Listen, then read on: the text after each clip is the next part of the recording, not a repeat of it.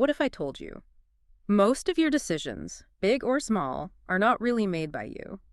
That your brain runs on two invisible systems. One that jumps to conclusions in a split second, and another that struggles to think slowly, carefully, and logically.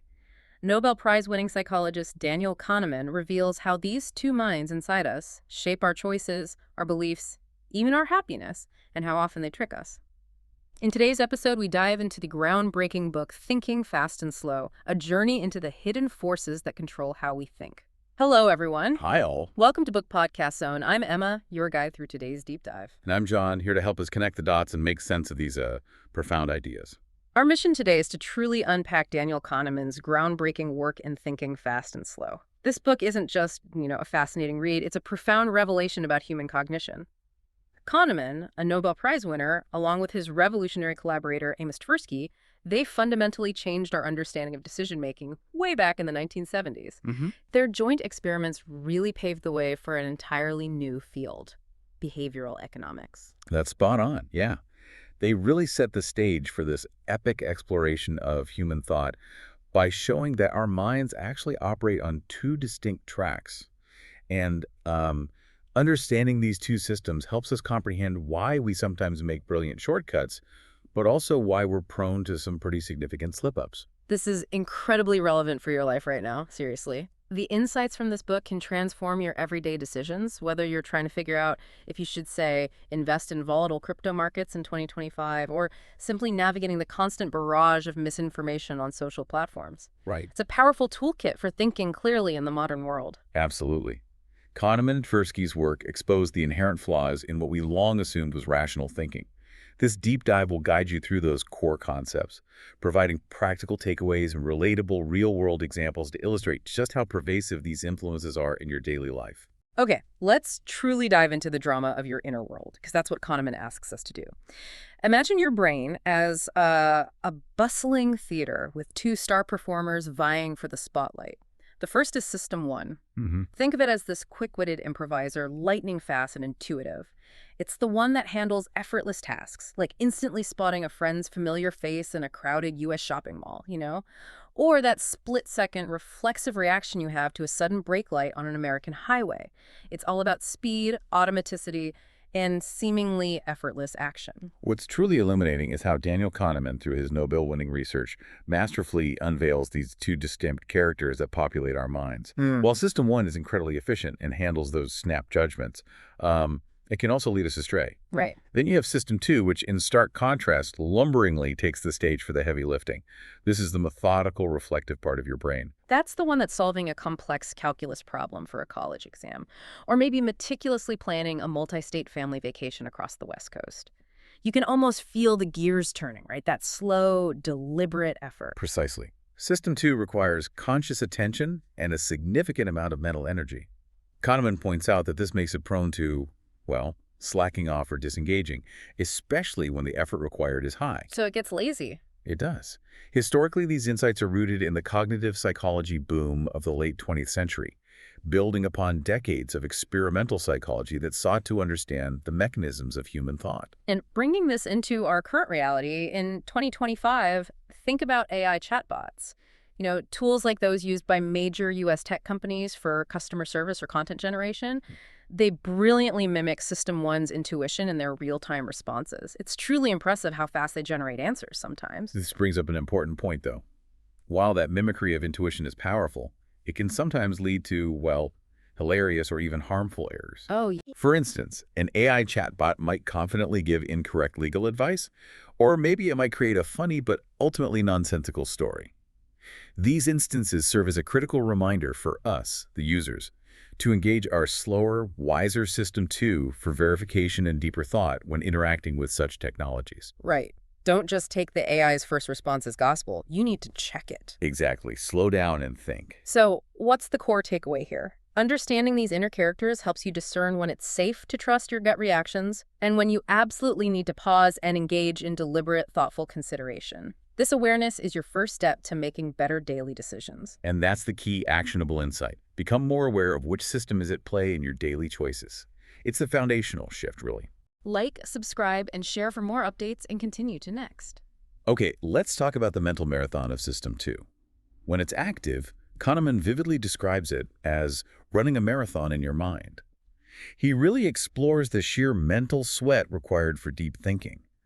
You feel that focused effort, don't you, when you're truly grappling with a complex problem? It's fascinating how System 2 thrives on attention, yet this attention is a finite resource. It's easily drained, making us essentially blind to obvious details when we're overloaded. Kahneman offers profound revelations on this, detailing how our pupils actually dilate with mental strain. Wow, really? Yeah, it's not just theory, it's an observable physiological response. He draws from classic studies in the 1960s that meticulously measured cognitive load, showing a direct physical response to mental effort. And looking back, this ties directly to early attention research conducted during the U.S. space race era, right? Scientists were intensely probing human limits under pressure in complex environments. Exactly. Trying to understand how astronauts could manage high-stakes tasks without missing critical information. The stakes were incredibly high then. So that historical context brings us right into 2025. Consider a common scenario. Multitasking during a Zoom call, something prevalent in U.S. remote work environments, while simultaneously, scrolling through news feeds on your smartphone. Kahneman's analysis demonstrates precisely why we miss key details in such situations. For example, during a critical business Zoom meeting, you might miss crucial details of a budget proposal, or maybe even the subtle nonverbal cues from a colleague, simply because your attention is divided. And this isn't just about small errors. It can lead to significant misunderstandings or completely missed opportunities because you're literally not fully present or absorbing all the critical information. You think you are, but you're not. So this prompts the question: how do we manage this finite resource? Kahneman urges us to recognize these limits. For you, it means understanding the fundamental importance of focused attention. We often assume we can handle multiple demanding tasks simultaneously, but our brains have a very real capacity limit. So what's the actionable takeaway for you here? We encourage you to really consider practical suggestions for managing your cognitive load. This could involve simple techniques like dedicated deep work blocks where you actually silence notifications. Yeah, that's a big one. Or taking short, intentional breaks to prevent mental exhaustion. It's about respecting your brain's capacity and giving it the focus it needs when it needs it. Yes, the insight is to proactively manage your attention like a precious resource, recognizing its limits to avoid unnecessary errors. Don't try to push it too far. Like, subscribe, and share for more updates, and continue to next. The temptation to let autopilot take over. Kahneman dramatically portrays System 2 as this lazy overseer, constantly tempted to yield to System 1's whims. It's that part of you that just wants to take the easy way out, every single time. It's fascinating how this laziness leads directly to impulsive choices. Think about it. Grabbing junk food after a long, hard day instead of preparing a healthy meal. Guilty. Or mindlessly shopping online instead of meticulously managing your finances. Kahneman provides insightful analysis on something called ego depletion, explaining how willpower, much like a fading battery, wanes over time. Right. Using self-control in one area literally depletes it for another, making it harder to resist temptations later in the day. And tracing this back, this concept emerged from Kahneman's era of behavioral studies in the 1990s, heavily influenced by self-control experiments that showed how a finite pool of willpower operates. It's not just about being weak-willed. Exactly. Now, fast forward to 2025. And this concept is incredibly relevant, with remote work burnout hitting, well, maybe all-time highs for many in the U.S. With the blurring lines between work and home life, many workers experience sustained mental fatigue. This raises a crucial question. Why do we often find ourselves doom-scrolling social media instead of hitting the gym, or endlessly streaming TV shows instead of engaging in more fulfilling activities? It's because these are instances where your fatigued System 2 allows System 1's desire for immediate gratification to completely take over. Imagine a remote worker who, after an exhausting day of virtual meetings, orders unhealthy delivery every single night despite having healthier food in the fridge. Their willpower to cook is just gone. Completely depleted, exactly. But Kahneman's guidance isn't just about identifying the problem. He encourages simple tricks like glucose boost, maybe a sugary drink, or strategic rest to rally our inner controller. This could mean practical, accessible strategies like planning decisions in advance when your willpower is high, structuring your environment to minimize temptation, like not keeping junk food in the house. Right. Or simply ensuring you get adequate rest to replenish your mental energy.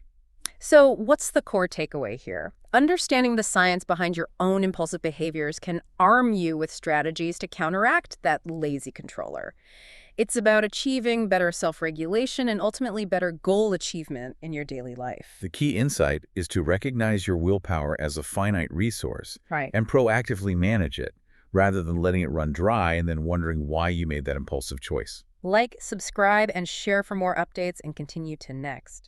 Your brain, according to Kahneman, is like a massive, intricate web of connections firing off ideas like fireworks. System 1 effortlessly links concepts, and it's truly remarkable how quickly these associations form. He gives a vivid example if you see the words banana and vomit together. Ugh. Suddenly, you might feel a little queasy. The connection is made instantly, without you consciously trying to link them. It's fascinating how Kahneman delves into what he calls priming effects. This is where exposure to one stimulus influences your response to a subsequent stimulus, often without your conscious awareness. He credits his collaborative breakthroughs with Amos Tversky for uncovering these subconscious ties. It's a powerful demonstration of how seemingly unrelated things can subtly influence our thoughts and actions. And tracing its history, this stems all the way back to 19th century associationist psychology, which was later revived and refined in modern cognitive labs. Kahneman and Tversky really brought it to the forefront of our understanding of decision-making. They showed how these links are constantly being formed. Now, in 2025, this concept is incredibly alive in targeted ads on platforms like TikTok. This raises an important question. How does a quick video prime you to buy impulsively? For example, a TikTok influencer's seamless integration of a trending product, maybe a specific brand of coffee maker popular in the US, or a unique tech gadget into their daily routine, can unconsciously prime viewers to desire and purchase that item. It's incredible because the visual cues, the music, the social proof, maybe comments saying, I need this, they all work together to create this immediate intuitive urge bypassing any kind of logical deliberation. You just want it. Exactly. But Kahneman's guidance helps you spot and counter these mental manipulations for smarter living. This involves strategies like pausing before impulse purchases, consciously questioning the source of your sudden desires like why do I suddenly want this specific thing, and becoming more aware of the subtle influences at play in your daily media consumption. So what's the actionable takeaway? Understanding this helps you gain real agency over your own decisions, empowering you to see how hidden influences subtly shape your desires and actions, often without your conscious awareness. The insight is that your desires are often less spontaneous than they feel. Learn to spot the triggers that advertisers and influencers use. Like, subscribe, and share for more updates and continue to next. Ease into the comfort zone of thinking, because that's what Kahneman introduces as cognitive ease. It's a state where familiarity truly breeds belief, making thinking feel incredibly comfortable and effortless. It's the brain's path of least resistance, you could say. It's fascinating how System 1 prefers this ease over strain, leading us to accept information more readily if it's presented simply, repeatedly, or in a way that just feels familiar. Kahneman engagingly warns how repeated exposure makes even wild claims feel true, like those urban legends that just won't die. Simple repetition, even without logical backing, can significantly increase fluency, how easily something is processed, and thus its believability. He also offers deep insights on cognitive strain versus ease, explicitly linking it to mood influences on judgment. A good mood often correlates with cognitive ease and a greater willingness to accept information at face value. If you feel good, you tend to trust more easily. Interesting. And historically, this concept has roots in Gestalt psychology of the early 1900s, which emphasized how we perceive things as unified wholes. It then evolved through Kahneman's groundbreaking bias research, showing how easily our minds can be swayed by the path of least resistance. Now, in 2025's era of deepfakes and echo chambers, this concept becomes chillingly relevant. This raises an important question. Why does fake news spread so easily on platforms like X, formerly Twitter? Kahneman's analysis spotlights precisely this. Consider a hypothetical example, a deepfake video of a prominent U.S. politician or celebrity making a controversial statement. Even if it's later debunked, the repeated exposure to that image or video within an echo chamber, say, a specific social media group or news feed tailored to your views, can make the fabricated content feel true. This is due to cognitive ease. The sheer familiarity makes it seem credible.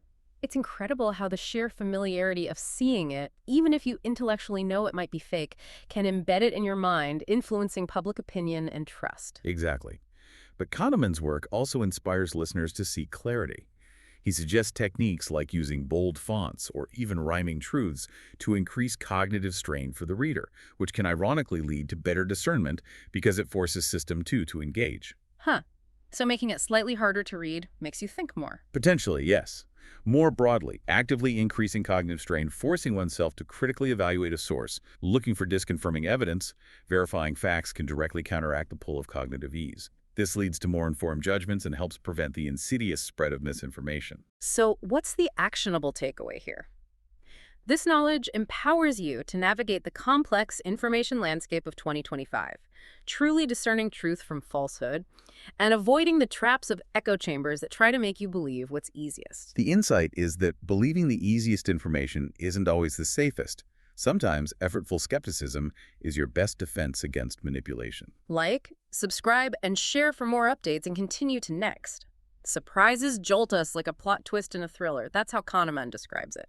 He introduces System 1 as a norm enforcer, constantly creating a coherent model of the world and expecting things to unfold normally, predictably. Like, you expect the sun to rise tomorrow? Right. And when System 1's expectations are violated, when something unexpected happens, it quickly works to spot anomalies and, crucially, craft causal stories to make sense of the unexpected. Daniel Kahneman provides insightful breakdowns on how we attribute causes to random events. This includes our innate tendency to find patterns and explanations even in purely coincidental occurrences, a core finding from his foundational work on judgment heuristics. We need things to make sense. And looking back, this concept connects profoundly to advancements in statistical thinking post-World War II.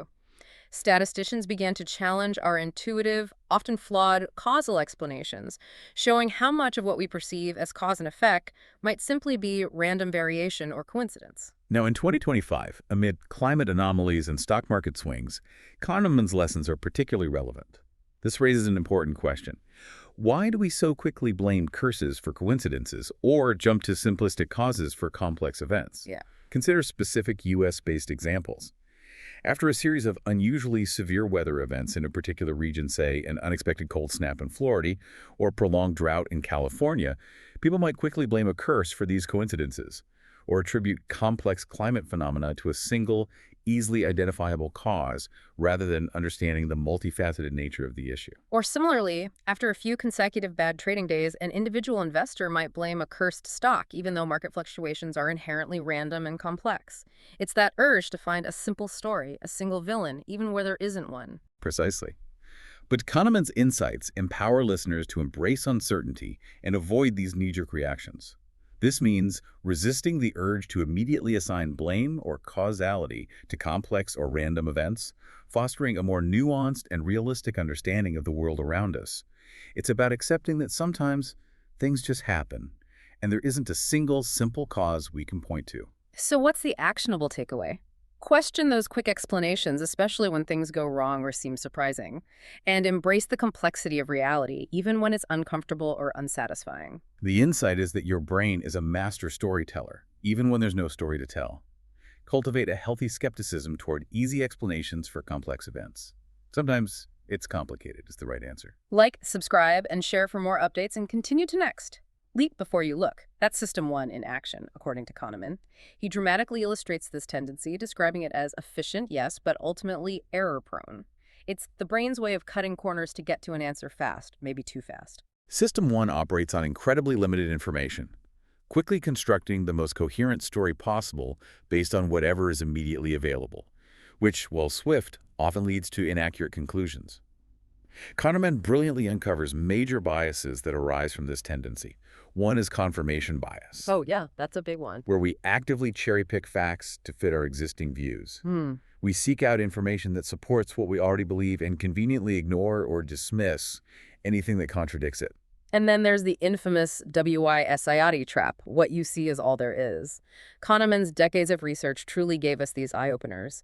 It means that System 1 operates under the assumption that the information it has is all there is. It completely ignores potential missing pieces, making us feel overly confident in our incomplete understanding. Looking back, these concepts emerged from 1970s cognitive labs. This was a time when researchers were amid widespread skepticism of rational man models, which had long assumed humans were perfectly logical beings. Kahneman and Tversky showed us that wasn't the case at all. Our thinking is full of these shortcuts and biases. And this resonates deeply in a crucial 2025 context, the polarized debates on AI ethics. This raises an important question. How does incomplete information fuel hasty judgments in these discussions? Well, for instance, when people talk about AI's potential impact on jobs or privacy, individuals on different sides of the debate might only consume news articles or social media posts that confirm their existing fears or their existing optimism. They stick to their bubble. Right. This leads to deeply entrenched positions based on incredibly limited perspectives. A single negative incident involving AI, for example, might be taken as conclusive proof of its dangers, completely ignoring its broader benefits or the immense complexities of its development. It's a perfect example of WYSIOT at play, that one story becomes the whole story. So what's the actionable takeaway here? Kahneman's crucial advice is to slow down and gather fuller pictures. Don't just react to the first piece of information. Precisely. Actively seek out diverse viewpoints, question your own initial assumptions, and deliberately look for information that might challenge your initial conclusions. It's about fighting that natural System 1 urge to leap based on incomplete data. This knowledge empowers you to recognize when your brain is cutting corners and how to ensure you're getting a more complete and accurate understanding in a world absolutely saturated with information and, unfortunately, a lot of misinformation too. The insight. Your brain's quick story is rarely the whole story. Actively seek what's missing before concluding. Like, subscribe, and share for more updates and continue to next. Judgments unfold like an instinctive dance, blending basic assessments seamlessly. This implies that many of our judgments are System 1's automatic, intuitive responses happening almost subconsciously.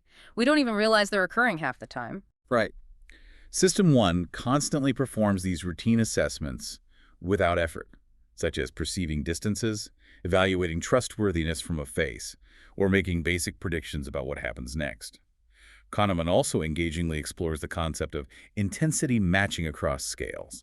He gives a vivid example, equating the intensity of physical pain to the intensity of political outrage. This is where System 1 maps a judgment from one domain onto another, based purely on perceived intensity, even if the underlying scales or contexts are fundamentally different. It's like saying, this crime is as bad as that hurricane. It's a profound observation on System 1 shortcuts, built directly on Kahneman's Nobel-recognized frameworks for judgment and decision-making. He truly peeled back the layers of how these quick assessments operate, showing these hidden connections. Historically, this has ties to evolutionary psychology from the 1980s, suggesting that these shortcuts have ancient roots, helping our ancestors make rapid survival decisions. This ability to quickly assess and categorize things as good or bad, safe or dangerous was crucial. Now, in today's 2025 world, this plays out in rating apps and sentiment analysis everywhere. This raises an important question. How do Kahneman's insights explain things like inflated product reviews or misjudged risks, especially in something as critical as self-driving cars? Let's look at some specific U.S.-based scenarios for inflated reviews. Imagine a customer on a popular U.S. e-commerce site giving a 5-star review, primarily because the delivery was super fast and the packaging looked really nice. Okay. Even if the product itself, say, a smart home device, has significant functional flaws that their System 1 shortcut overlooks. They are mapping the ease and pleasantness of the purchase experience, high-intensity positive feeling, to the quality of the product itself, essentially equating intensity across different scales. Got it. And for self-driving cars? Well, after a single, highly publicized accident involving an autonomous vehicle in the U.S., individuals might disproportionately inflate the perceived risk of all self-driving cars, even though statistical data consistently shows human drivers cause far, far more accidents. The System 1 dread, a high-intensity negative feeling associated with an unusual, perhaps unfamiliar type of accident, might override the System 2 understanding of comparative safety statistics. So what's the actionable takeaway here? Kahneman's work is crucial in guiding listeners toward more balanced evaluations, helping you see beyond those immediate intuitive leaps based on intensity matching. We encourage you to pause and consciously question the basis of your quick judgments, especially when making significant decisions. It's about considering different facets of a situation, rather than relying on a single intuitive assessment based on how intensely you feel about one aspect. Like, subscribe, and share for more updates, and continue to next. Why tackle the hard query when a simple substitute beckons? Kahneman dramatically shows us this powerful tendency. It's about finding the easy way out mentally, almost without realizing it. Our brain swaps the question. It's fascinating how our minds automatically swap a difficult question for an easier, related one, often without us even realizing it. This is the substitution heuristic. Kahneman gives a classic example. If you're trying to gauge your overall happiness in life, a really complex question, Yeah, that's huge. your brain might automatically substitute that with a much easier one, like, what is my mood right now? You answer the easy one, I feel pretty good today, and think you've answered the hard one about your overall life satisfaction. And tracing this back, Daniel Kahneman provides truly insightful analysis on these substitution heuristics, derived directly from his groundbreaking collaborations with Amos Tversky. Exactly. This concept is deeply rooted in heuristic discoveries from the 1970s. These early studies revealed these mental shortcuts that humans frequently employ. Now, in 2025, this applies directly to US-based wellness apps that often oversimplify mental health metrics. Okay, how so? Well, this raises an important question. How can seemingly helpful apps actually be misleading due to this substitution? Many apps might ask users to rate their mood on a scale of 1 to 10 each day, or pick from a few emoji options, while seemingly helpful. Right, seems simple enough. Kahneman's insights show why this can be so misleading. A user might report a 7 based on having a particularly good breakfast or a sunny day, even if they are struggling with underlying anxiety or a major life decision. The app and the user are substituting the easier "how do I feel right now" for the much harder, truly complex question of, am I experiencing true mental well-being and addressing my core issues? Ah, I see. So it feels like progress, but it might be missing the bigger picture entirely. Exactly. This can lead users to believe they are managing their mental health when they're only skimming the surface of their actual state. Kahneman's work reminds listeners to dig deeper for authentic answers. We encourage you to be aware of when you might be answering an easier question and to consciously reframe your thinking to address the true complexity of the problem at hand, especially in areas like health, relationships, or career choices. So what's the actionable takeaway here? It's about recognizing when you're taking the mental shortcut and consciously pushing yourself to tackle the real question, even if it's harder and more uncomfortable. The insight. Convenient answers often hide complex truths. Challenge your easy responses for genuine understanding. Don't just settle for the first thing that pops into your head. Like, subscribe, and share for more updates, and continue to next. Small samples pack big surprises, but they're deceptive. That's the essence of Kahneman's law of small numbers. He vividly debunks our inherent bias towards believing that small samples are highly representative of the larger population, leading to an overconfidence in findings based on very limited data. We see a pattern in just a few instances and assume it's the rule. It is a very common statistical pitfall that Kahneman exposed early on. His work, drawing from statistical pitfalls he identified early in his career, served as a crucial critique of flawed research methods that were prevalent pre-2000s reforms in various fields. It showed how easily even scientists could be misled by insufficient data if they weren't careful. And bringing this into our current reality, this goes right into a timely 2025 context: micropolls on election apps in the US. This raises an important question. How can these small polls lead to misguided bets on trends or just general misunderstanding? Well, for example, a news aggregator or a social media platform might present results from a small, localized poll in a swing state, let's say. Just 500 respondents in a single county in Ohio, as if it's indicative of a national trend or a definitive outcome for the entire state or even the country. Right, you see those headlines all the time. Exactly. Kahneman's warnings show how this can lead to misguided bets on trends or unwarranted confidence or even unwarranted despair about election results. A small sample is highly susceptible to random variation and may simply not represent the broader electorate accurately. That small group might just happen to be unusual. So what's the actionable takeaway here? It empowers you to be deeply skeptical of generalizations drawn from limited data. Don't let a small number of anecdotes or a tiny poll sway your entire perspective on a big issue. Look for the bigger picture. The insight. A few compelling data points don't make a trend. Always question the sample size and how representative it really is. Don't jump to conclusions from tiny snippets of information. Like, subscribe, and share for more updates, and continue to next. Anchored down by arbitrary numbers, Kahneman dramatically demonstrates how initial figures can powerfully sway judgments. This is the anchoring effect, and it's far more pervasive than you might realize. That first number you hear just sticks. It's fascinating how effectively these anchors work. Take the classic example. When pricing a house, an initial high asking price, even if it seems unreasonable, can set an anchor that profoundly influences subsequent negotiations. It makes lower offers seem more palatable than they otherwise would, simply because they're compared against that initial, often inflated number. Kahneman offers deep insights on anchoring effects, tracing their origins back to experimental psychology in the 1970s.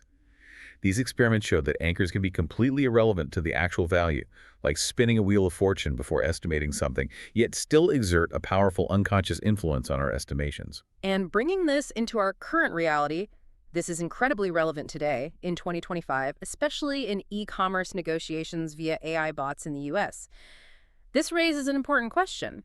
How do you adjust anchors wisely when you're dealing with artificial intelligence designed to negotiate? Well, imagine you're negotiating the price of a used car or a piece of tech equipment through an AI-powered marketplace bot. The bot might be programmed to start with an artificially high or maybe even an artificially low initial price, depending on its goal. Mhm. Kahneman's advice helps you recognize that the AI's initial offer is an anchor. Okay. A savvy buyer, armed with this knowledge, would research the market value independently and be prepared to make a counteroffer far from that initial anchor, rather than simply moving slightly downward from it. You're not just reacting to their first number, you're acting on your own informed assessment and setting your own anchor based on research. So what's the actionable takeaway here? It arms you with the knowledge to recognize and resist anchoring bias in various situations, whether it's price negotiations, salary discussions, or even just estimating how long a task will take. It enables smarter, more grounded decision-making. The insight. The first number you hear is rarely the true value. Always do your own research to set your own anchor and negotiate from there. Don't let their starting point dictate the entire conversation. Like, subscribe, and share for more updates and continue to next. What comes to mind first wins the judgment game. That's the powerful, intuitive essence of availability bias, according to Kahneman. It's a mental shortcut that can easily lead us astray because we rely on how easily something is recalled. Exactly. We tend to overestimate the likelihood or frequency of events that are easily recalled from memory. Vivid, recent, or emotionally charged memories are far more available to System 1. Kahneman explores how these vivid memories distort risks. If an event is easily imagined or recalled, maybe you just saw a news report about a plane crash, you perceive it as far more probable, even if statistically it's quite rare compared to, say, car accidents. Right. Daniel Kahneman's work is credited for mapping this bias, often tied closely to media influence studies, showing how news coverage can dramatically skew our perceptions of risk by making certain events highly available. And bringing this into our current reality, this is incredibly relevant in 2025's news-saturated world. This raises an important question. How does it explain overhyped virus fears, especially after something like a global pandemic or during a new outbreak? Well, for example, if a specific rare virus outbreak receives extensive sensationalized coverage across major U.S. news networks and social media platforms, even if the actual number of cases is statistically low, the constant exposure makes it incredibly available. This can make the public perceive the risk as far greater than it statistically is. Mm-hmm. This leads to disproportionate fear and potentially irrational preventative measures, like maybe hoarding masks or avoiding public places unnecessarily, while more common but less available risks, like the seasonal flu, which kills many more people annually, are often downplayed or ignored. The vividness of the news coverage overrides the actual statistics. So what's the actionable takeaway here? It urges you to seek out balanced perspectives and to be wary of how media portrayals can manipulate your perception of risk just by making certain things easier to remember. Look for the actual data. The insight. Yeah. What you hear most isn't necessarily what's most likely. Prioritize statistics and base rates over sensational headlines or easily recalled anecdotes. Like, subscribe, and share for more updates and continue to next. Emotions amplify availability, turning fears into phobias. Kahneman really emphasizes the strong, almost visceral connection between our feelings and how we perceive risk. It's not just about recall, it's about how things feel. Exactly. Kahneman paints risk as inherently emotionally charged, not purely logical. He discusses how dread, anxiety, or even excitement can dramatically increase the perceived likelihood or severity of an event, even if the objective probability remains completely unchanged. He provides insightful links to dread factors, which are characteristics of a risk that make it feel more frightening. Like what? Things like a perceived lack of control, catastrophic potential, involuntary exposure, or maybe harm to future generations. These factors crank up the emotional volume. This concept was particularly relevant in post-9/11 research in the U.S., as society grappled with the emotional impact of terrorism, a high dread risk. And looking back, there's a clear historical context to post-Cold War risk perception shifts, where the focus moved from the somewhat abstract threat of nuclear war to other, more dreadful and immediate risks, like terrorism or environmental disasters. Now, in 2025, this concept applies powerfully to climate anxiety, often fueled by viral videos. This raises an important question. How does Kahneman's call for calm assessment help us navigate this highly emotional issue? Right, because those videos can be terrifying. They can.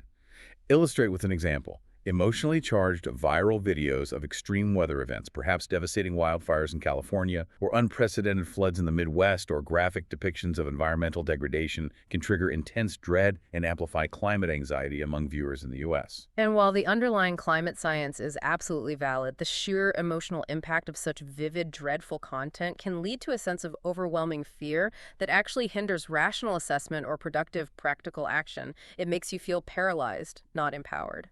Exactly. Kahneman's work calls for a calm assessment, which means consciously working to separate our intense emotional reactions from the objective data when evaluating risks, especially in highly charged topics like climate change. It's about acknowledging the emotion but not letting it dictate the entire response. So what's the actionable takeaway here? It helps you understand how your emotions profoundly influence your perception of risk, often overriding logical analysis, and encourages you to be more aware of that powerful influence. Don't let dread completely take the wheel. The insight. Your fears often have more to do with vivid imagery and dread factors than objective fact. Seek data and context to temper dread and enable rational action. Like, subscribe, and share for more updates, and continue to next. Stereotypes, shortcut predictions, but at what cost? Kahneman thrillingly introduces how our brains use stereotypes as a mental shortcut, but he warns of the significant cost to accuracy and fairness. This is the concept of base rate neglect. This is a bias where we ignore statistical probabilities, the base rates, the overall frequency of something in favor of individual, often stereotypical information when making judgments. Kahneman unveils this in his heuristic arsenal through the use of vivid personality sketches. The famous Tom W. problem is a prime example, Ah, yes, Tom Duff. where a brief stereotypical description of a graduate student influenced judgment far more than the actual base rates of different graduate fields, leading people to believe improbable scenarios simply because they fit the stereotype. In tracing this back, this bias was powerfully revealed through Kahneman and Tversky's 1970s experiments, which dramatically demonstrated how our intuition could lead us away from logical probabilities and towards biased assumptions based on representativeness. Now, in 2025, this applies to a crucial application: AI profiling and hiring within U.S. companies. This raises an important question. How does this process, despite its intentions, warn against ignoring broader statistics about qualified candidates and potentially perpetuate bias? Okay, how could AI fall into this trap? Consider a specific scenario. An AI recruitment tool might be trained on data from past successful hires at a company. Unwittingly, it could incorporate historical biases present in that data. If, for example, the past successful engineers were predominantly from a certain demographic or attended specific elite U.S. universities, the AI might then favor future candidates with similar profiles. Because that profile seems more representative of success based on the flawed historical data. Exactly. It ignores the broader statistics about qualified candidates from diverse backgrounds or less prestigious institutions who might be equally or even more capable. This can perpetuate systemic bias by prioritizing a stereotypical profile over objective qualifications and the actual base rate of talent available in the wider population. It's a chilling example of base rate neglect encoded into technology, even if unintentionally. Precisely.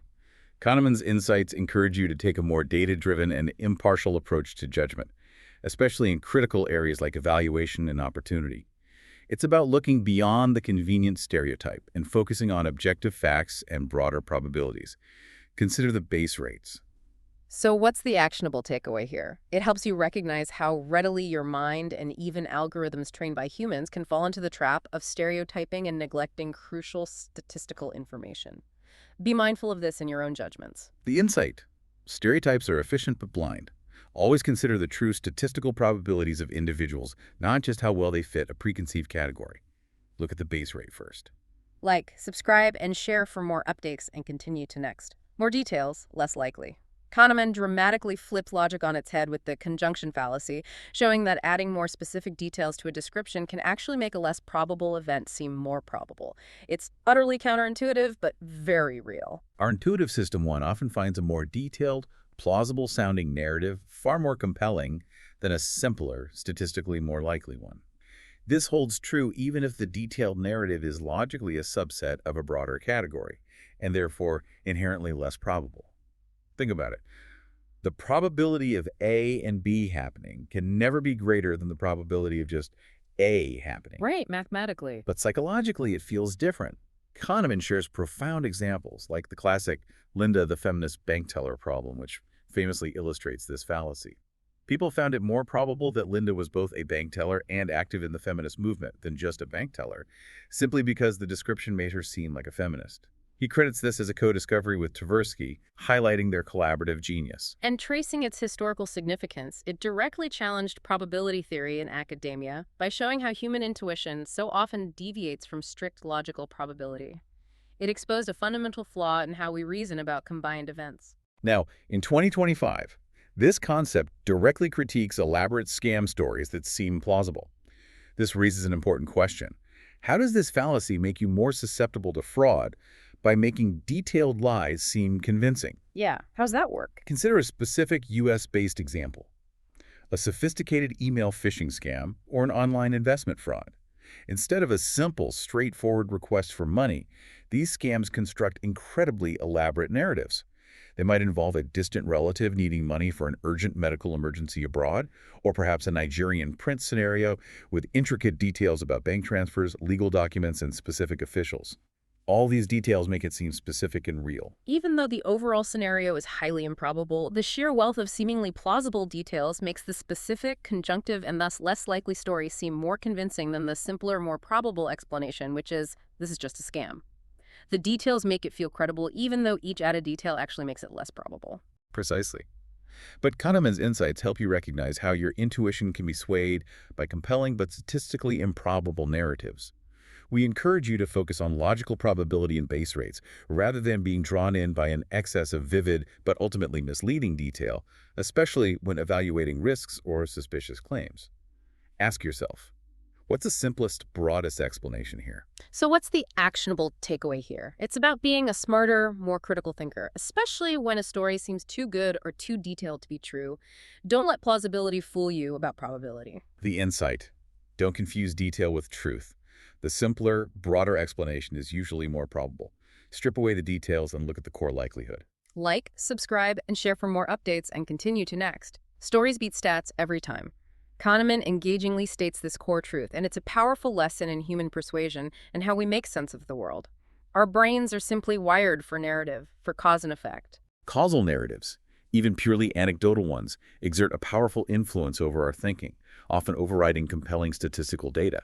System 1 prefers a coherent story, a clear cause and effect link, even if that story isn't statistically representative of the broader truth.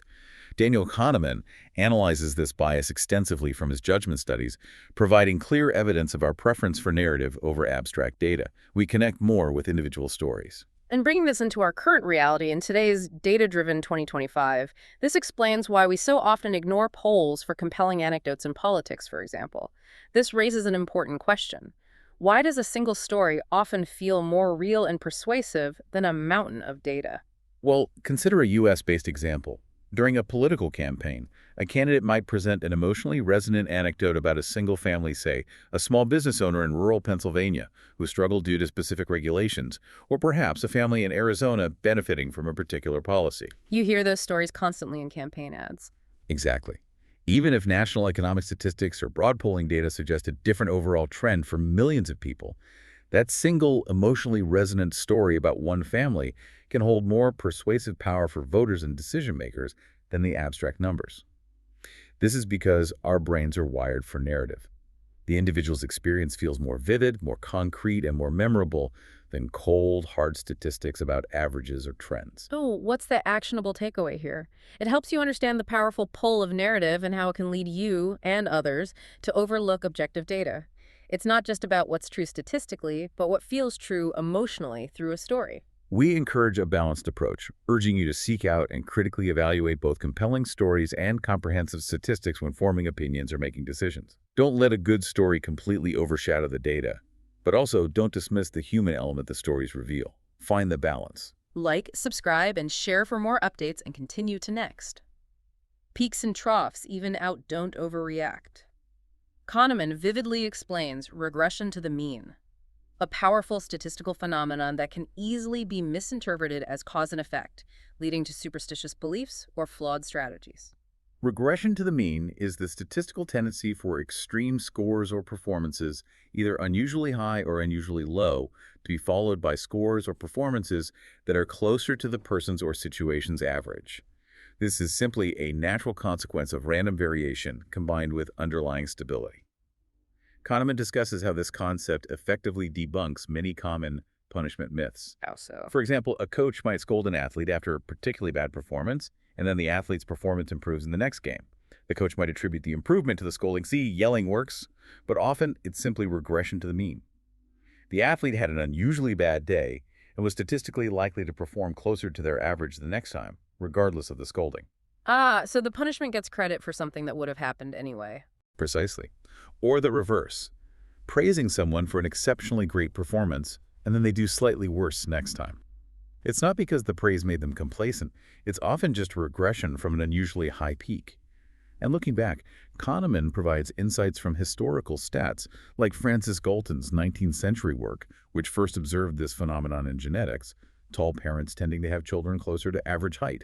It's an old but enduring statistical principle. Now, in 2025 sports analytics, this concept is crucial. This raises an important question. How does it temper hype around breakout stars in U.S. sports? Illustrate with an example. A rookie baseball player in Major League Baseball has an unexpectedly phenomenal first half of the season, hitting tons of home runs and maintaining an incredibly high batting average. Fans and media might hype them as an immediate superstar, predicting continued unparalleled success. The next big thing. Right. But Kahneman's concept helps explain why this player's performance might naturally regress to the mean in the second half of the season or the following year, settling closer to their underlying average talent level. It's not necessarily a failure or a slump, just a return to a more typical performance level after an extreme statistical run. Understanding this prevents overreactions to extreme performances, whether good or bad, and encourages a more realistic assessment of long-term potential. It tells us that exceptional highs or lows are often followed by a return toward average. Exactly. Don't get too excited by peaks or too discouraged by valleys. So, what's the actionable takeaway here? It helps you avoid misinterpreting random fluctuations as causal effects in your everyday life, from personal performance to investment returns or even your kids' grades. The insight: extreme outcomes are often temporary. Don't mistake natural statistical fluctuations for a permanent new reality or the result of your specific intervention. Look for the average trend. Like, subscribe, and share for more updates, and continue to next. Intuitions need corralling for accuracy. That's Kahneman's powerful message here.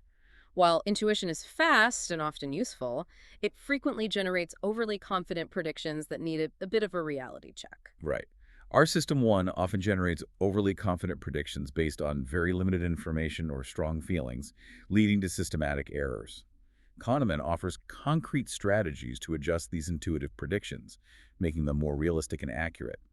These strategies draw extensively from his decades of overconfidence research, where he meticulously studied why people tend to be far more certain in their judgments than their accuracy warrants. And looking back, there's a historical context here too, evident in things like military forecasting failures or large-scale project planning disasters, where overconfidence often led to disastrous outcomes despite the best intentions and expertise. Now, in 2025, this concept is incredibly useful for something like stock predictions amid volatile markets in the U.S.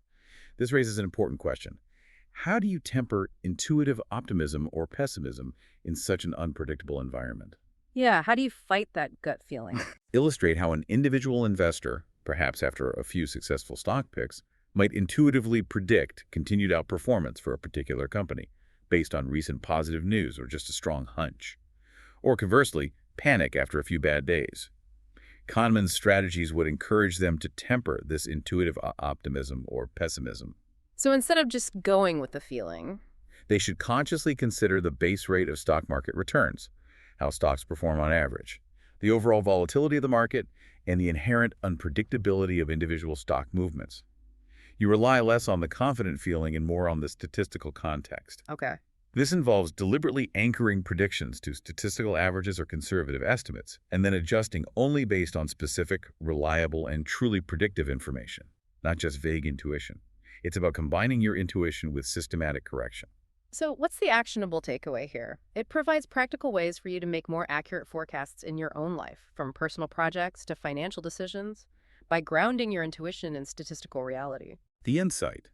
Your gut feeling about the future is often too extreme. Anchor your predictions to reality and base rates, not just desire or fear. Be humble about your ability to predict. Like, subscribe, and share for more updates and continue to next.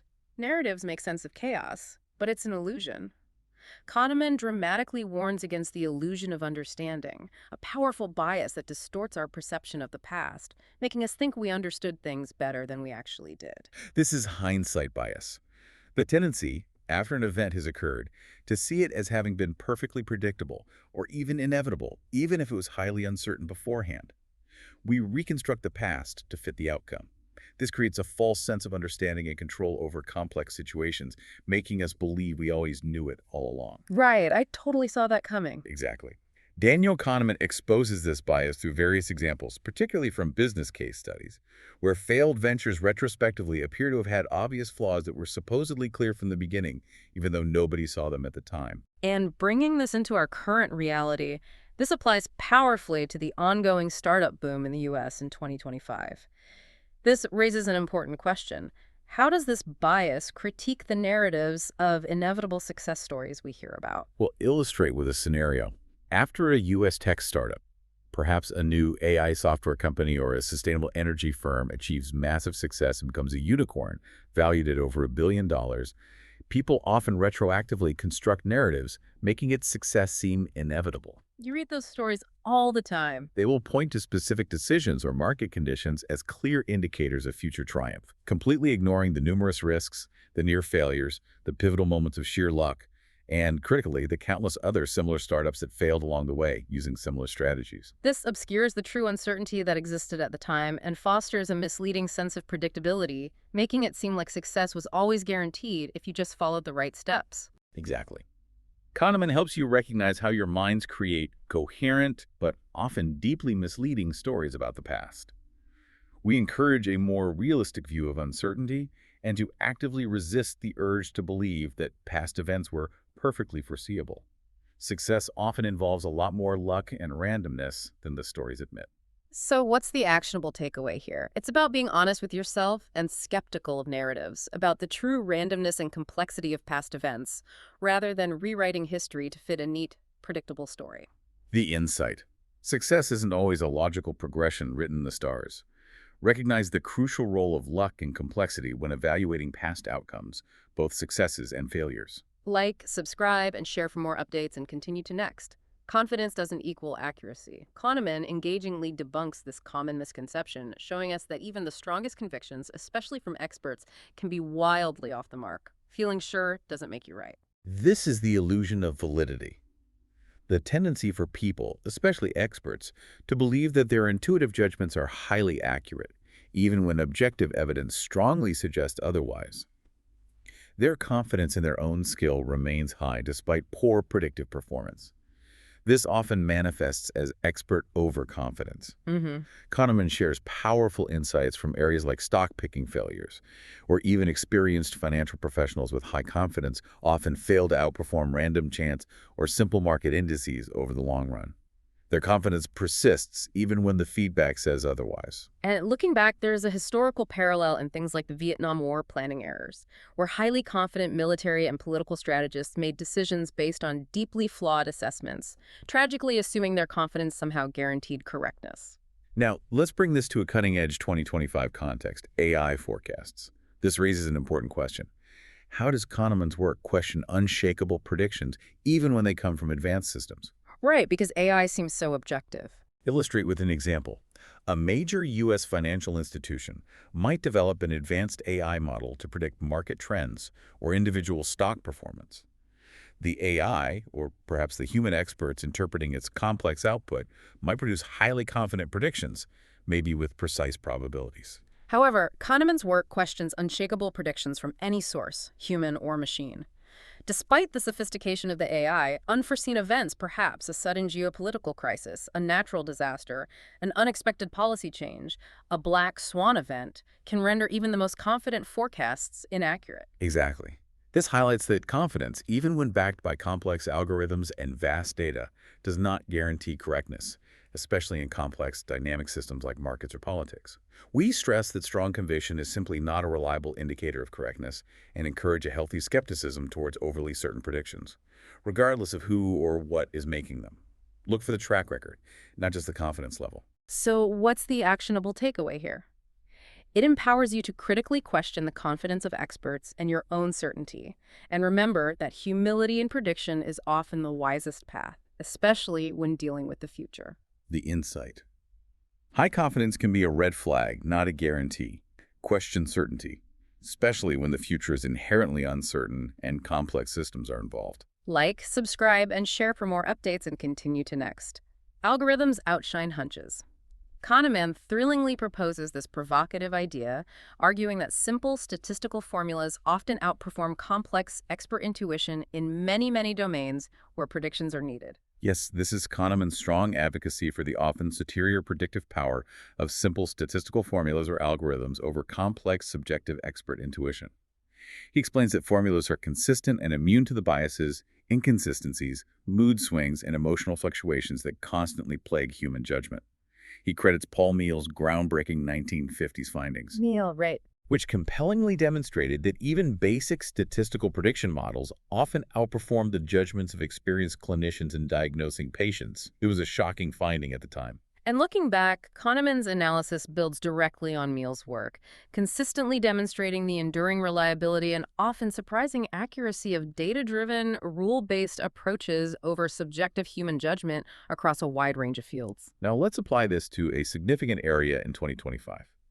Algorithmic trading in U.S. financial markets. This raises an important question. How does this demonstrate the power of data and rules over human intuition? Okay. Illustrate with an example. Automated trading algorithms can execute trades based on predefined rules and vast amounts of market data, often significantly outperforming human traders, especially over the long term or in highly volatile conditions. This is because algorithms dispassionately follow their programmed logic.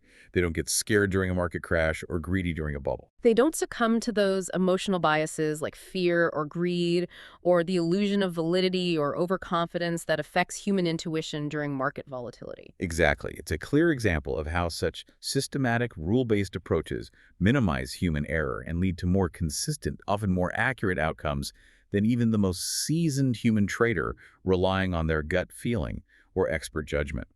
Kahneman's analysis boosts reliance on data by showing how these structured approaches bypass the very human errors he studied. So what's the actionable takeaway here? It helps you understand when to trust structured, data-driven approaches or simple rules over subjective expert judgment, potentially leading to more reliable outcomes in your own life, maybe even using checklists for complex decisions. The insight. When prediction is the goal and data is available, trust the formula or algorithm over the gut feeling. Algorithms minimize human error and bias in predictable ways. Consider where you can implement simple rules. Like, subscribe, and share for more updates and continue to next. Okay, but intuition isn't always wrong, right? Kahneman clarifies that intuition can shine, but only under specific conditions. This chapter explores when we can truly trust an expert's gut feeling versus when we should be skeptical. Precisely. Kahneman provides very specific criteria for when intuitive expertise can be considered valid and reliable. It's not magic, it's learned. This typically applies in domains that meet two key conditions. First, the environment must be sufficiently regular and predictable to allow for patterns to be learned. Okay, predictability. Second, there must be ample opportunity for extensive practice with immediate, unambiguous feedback on judgment. You need to know quickly and clearly if your intuition was right or wrong to learn from it. Makes sense. He uses the example of chess masters, whose intuitions about board positions are incredibly accurate because chess is a perfectly regular, rule-bound environment, and they get immediate feedback over thousands of hours of practice. Same for experienced firefighters making split-second decisions in burning buildings. They learn patterns from repeated exposure and clear outcomes.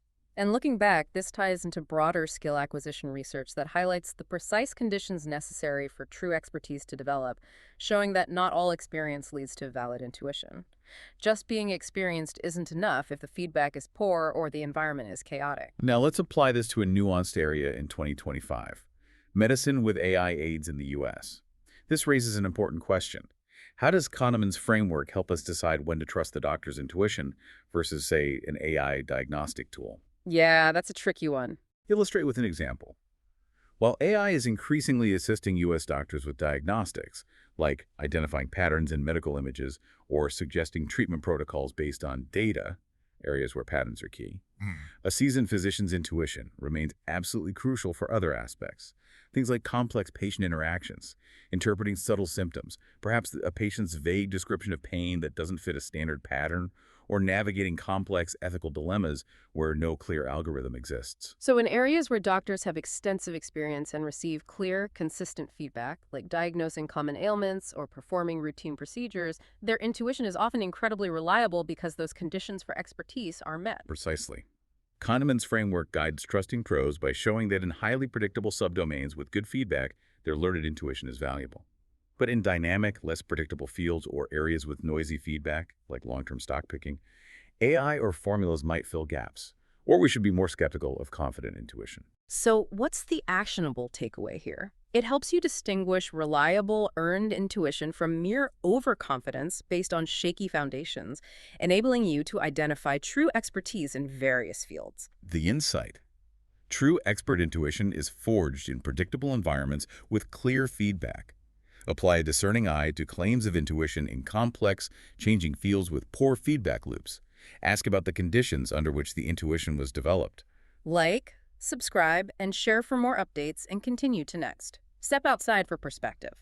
Kahneman vividly promotes this crucial strategy for improving forecasts and plans. It's all about gaining a more accurate, less biased prediction by looking beyond your own specific situation. Exactly.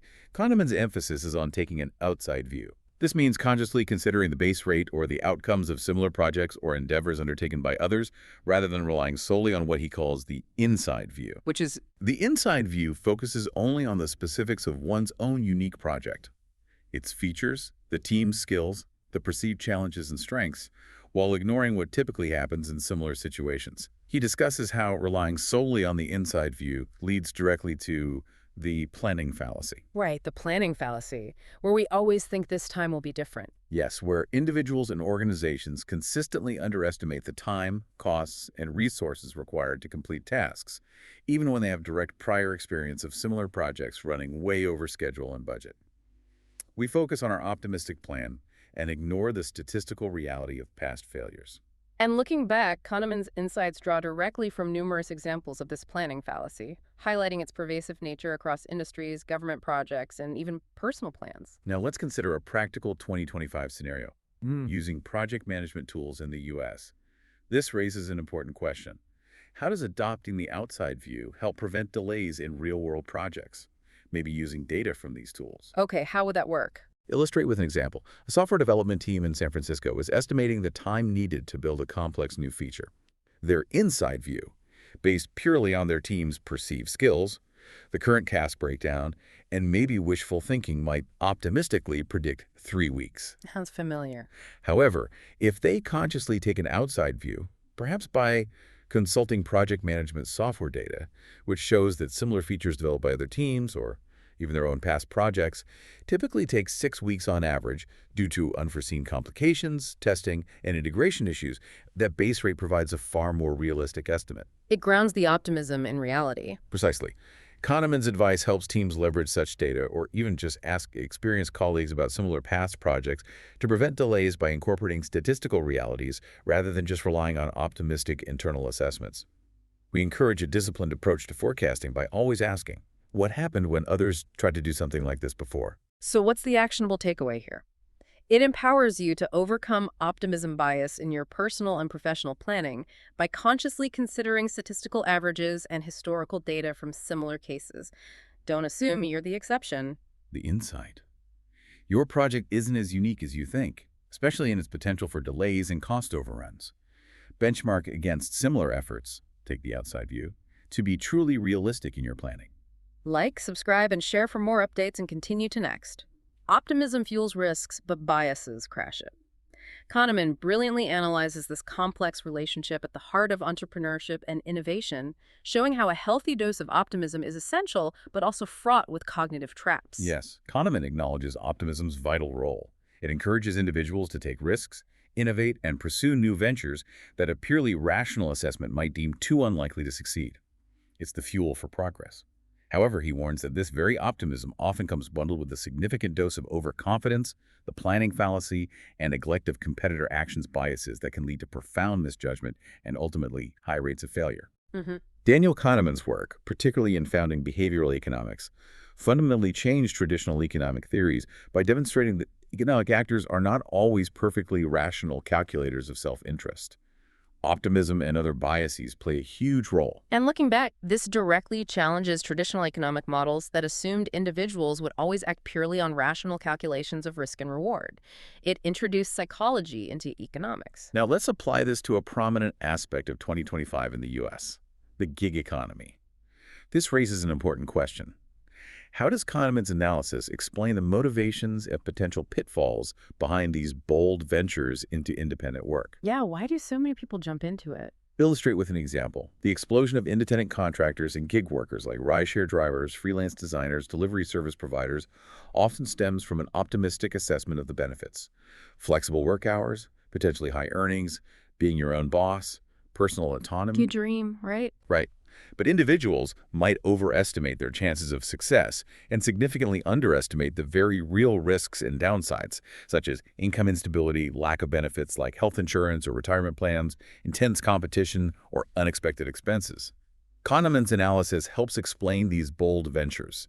They're driven by entrepreneurial spirit and often a biased overconfidence in one's own abilities or the market's receptiveness, despite the statistically high rates of struggle or failure in such competitive environments.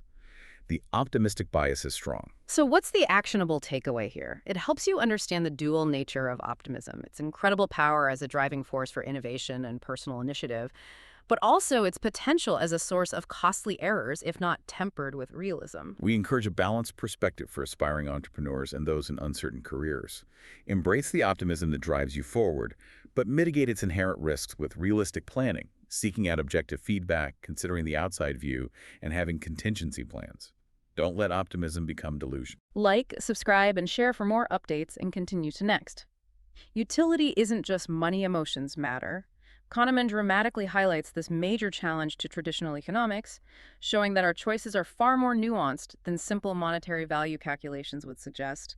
How we feel about money is key. Exactly. Kahneman critiques classic economics, particularly the 18th century model proposed by Daniel Bernoulli. Bernoulli's theory of expected utility was itself a major advance. It proposed that people make decisions based on the utility, or subjective value, of wealth, not just its absolute monetary value. This explained brilliantly why, for instance, a $1,000 gain means much more to a poor person than to a millionaire. Right, the value is relative. But Kahneman updated Bernoulli's model significantly with prospect theory. He showed that people don't evaluate choices based on final states of wealth, like Bernoulli proposed, but rather on changes in wealth gains and losses relative to a specific reference point, usually their current status quo. And crucially, he argued that the psychological impact of a gain or loss is not linear. Losses loom larger than gains. And looking back, Bernoulli's work laid the historical foundations of decision theory, but Kahneman, along with Tversky, significantly expanded our understanding of the human psychological element in those decisions. Now, in 2025, this concept applies directly to US-based finance apps, where it helps refine risk advice for users. This raises an important question. How do modern apps account for our emotional sensitivity to money, going beyond simple expected returns? Yeah, how do they personalize it? Illustrate with an example. Modern finance apps, particularly those offering personalized investment advice or robo-advising services, are increasingly incorporating Kahneman's insights. Instead of just presenting expected monetary returns, they now often attempt to assess and consider the user's emotional sensitivity to potential losses, their level of loss aversion. For example, an app might advise a user with a high loss aversion profile, even if they're objectively wealthy, to opt for a lower risk, less volatile portfolio. This acknowledges that the psychological pain of a loss, even if relatively small in percentage terms, might significantly outweigh the pleasure of a potentially larger gain for that specific individual, thereby influencing their actual behavior and long-term financial happiness. So it's tailoring the advice to the person's psychology, not just the math. Precisely. This reflects a significant refinement of risk advice based on emotional utility, moving beyond purely rational economic models. We encourage you to gain self-awareness about your own emotional reactions to money and risk because they profoundly impact your financial choices, often in ways you don't realize. So what's the actionable takeaway here? It helps you understand that your decisions aren't always perfectly rational by economic standards, and your emotions play a significant, often overlooked role in your economic choices. The insight. Your perception of money isn't just about the final number. Understand how changes in wealth, especially losses, impact your emotional well-being and decision-making. Know your own reference points and loss aversion. Like, subscribe, and share for more updates, and continue to next. Losses sting twice as much as gains thrill. That's the core, Nobel-winning insight of Kahneman's prospect theory, co-developed with Amos Tversky. It's a fundamental truth about human psychology when it comes to risk and reward. Absolutely. And the detail of prospect theory rests on a few key pillars. First, there's reference dependence. As we just discussed, outcomes are evaluated as gains or losses relative to a specific reference point, not in absolute terms. Second, we have diminishing sensitivity. The subjective impact of both gains and losses decreases as the amount moves further from the reference point. So the difference between gaining $10 and $20 feels bigger than the difference between gaining $110 and $120. Same for losses. And underpinning all of this is the most famous part, loss aversion. The psychological impact, the sheer pain of a loss, is roughly twice as powerful as the psychological pleasure of an equivalent gain. Losing $100 hurts about twice as much as gaining $100 feels good.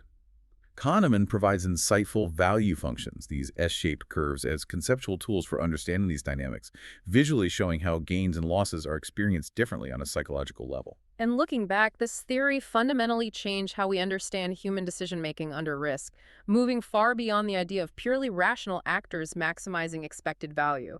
It explains so many paradoxes. Now, in 2025, this applies powerfully to investing, where it explains the all-too-common phenomena of panic selling. This raises an important question. Why do investors often act against their own long-term best interests during market downturns? Yeah, why sell low? Illustrate with a US-based example. During a sudden stock market downturn, perhaps a rapid 10% drop in the S&P 500, many individual investors, driven by the intense psychological pain of seeing their portfolio value decrease, that powerful loss aversion kicking in, might panic sell their asset at a significant loss, locking in that loss. This behavior often goes directly against rational financial advice, which usually tells you to buy low and sell high, or at least hold on for the long term. But it's explained by that disproportionate psychological impact of losses, which completely outweighs the rational consideration of long-term recovery or potential future gains. The immediate pain of the loss is just too intense to bear for many. Exactly. Kahneman helps you understand how your inherent sensitivity to losses profoundly shapes your financial and personal choices, often leading to deeply irrational, costly decisions. We encourage you to cultivate emotional discipline in decision-making, especially in high-stakes areas like investing, where your gut reaction driven by loss aversion might not be your wisest guide. Anticipate the feeling and try to override it with logic. So what's the actionable takeaway here? It's a powerful insight into your own financial behavior and how to recognize and potentially mitigate the powerful, often destructive influence of loss aversion. The insight. Losses hurt roughly twice as much as gains, please.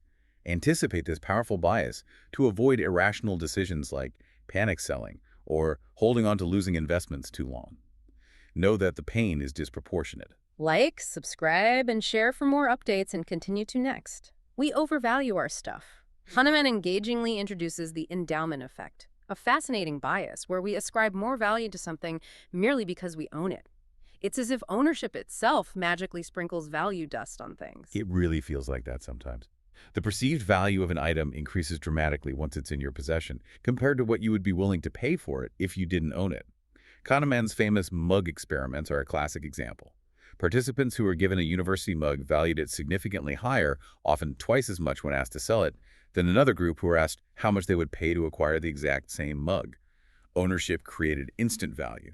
And looking back, This insight, along with loss aversion, played a huge role in the historical rise of behavioral economics, fundamentally challenging traditional economic theories that assumed value was objective and independent of ownership. Now, let's look at a contemporary phenomenon in 2025, the volatile NFT markets in the U.S. This Yep. raises an important question. How does the endowment affect spotlight, potentially irrational holdings in this speculative digital space? Okay, NFTs and ownership. Illustrate with an example. An individual who purchased a non-fungible token, perhaps a piece of digital art or a unique digital collectible during a speculative boom, maybe paying a high price, might irrationally overvalue that NFT simply because they own it. Right, it's their NFT. Even if the market price for similar NFTs has dropped significantly, or there are clear signs of declining interest in that particular type of digital asset, the owner might be incredibly reluctant to sell it at its current lower market price. They're anchored to their purchase price and inflated by the endowment effect. This often leads to irrational holdings long after the asset's peak value has passed, simply because they can't psychologically part with it for less than what they feel it's worth, now that they own it. So, what's the actionable takeaway here? Kahneman helps you understand the psychological pull of ownership and how it subtly influences your buying, selling, and even hoarding behaviors. It makes it hard to let go. We encourage you to try and apply a cold, objective assessment of market value, especially when considering selling personal items or investments. Ask yourself, what would I pay for this today if I didn't already own it? Don't let your emotional attachment to ownership cloud your financial judgment. The insight. Ownership inflates perceived value significantly. When selling, try to judge your items as if they were someone else's to get a more objective price. Like, subscribe, and share for more updates, and continue to next. Bad news looms large. Kahneman explains this fundamental psychological truth. We disproportionately focus on negative information, potential bad outcomes, and threats. Good news just doesn't grab our attention in the same way. Exactly. Our minds, heavily influenced by loss aversion, bad outcomes feel worse than good outcomes feel good, and likely an evolutionary imperative to avoid threats, give much more weight and attention to negative information. The pain or fear associated with bad events is far more salient and impactful than the pleasure or relief from good events. Kahneman links this directly to our evolutionary roots. Survival instinct, basically. Pretty much, suggesting that a heightened sensitivity to threats, predators, dangers, social disapproval was absolutely crucial for survival in ancestral environments. Our brains were wired to prioritize danger signals over positive ones.